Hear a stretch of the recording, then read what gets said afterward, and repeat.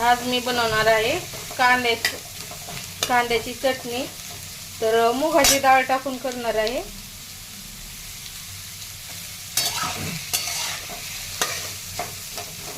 हा छान असा गोल्डन कलरवर करून घ्यायचं, परतून घ्यायचं आहे। ती डाळ भिजायला टाकलेली आहे। आपला कांदा छान परतेपर्यंत मुगाची डाळ भिजते। आता आहे ना, यामध्ये मी मीठ टाकून घेते, म्हणजे कसं लवकर परतेल कांदा।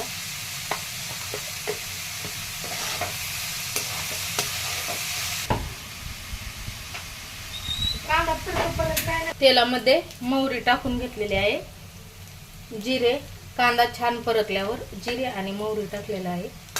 यामध्ये कढीपत्ता, हळद टाकलेली आहे थोडीशी, मिक्स करून घ्यायचं आहे। पाहू शकता, ही घरची मुगाची डाळ आहे, घरी बनवलेली आहे। तर ही भिजून घेतलेली आहे।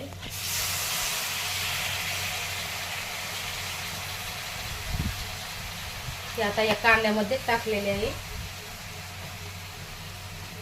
कांदा छान परतलेला होता आणि आणखीन पण ही डाळ छान परतेपर्यंत आणखीन परतून शेंगदाण्याचा कूट टाकून घ्यायचा आहे, भाजलेल्या शेंगदाण्याचा। थोडासा टाकून घ्यायचा आहे, खूप जास्त नाही टाकायचा। मसाला टाकायचा आहे शेंगदाण्याचा कूट।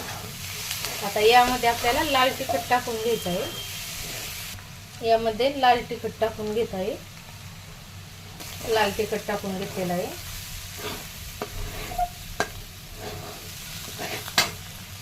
तर आणखी 5 मिनिट आपल्याला होऊन द्यायचे आहे। अशी आपल्याला डाळ ती शिजवून घ्यायची आहे।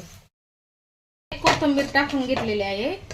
तर आपली कांद्याची चटणी खाण्यासाठी तयार आहे।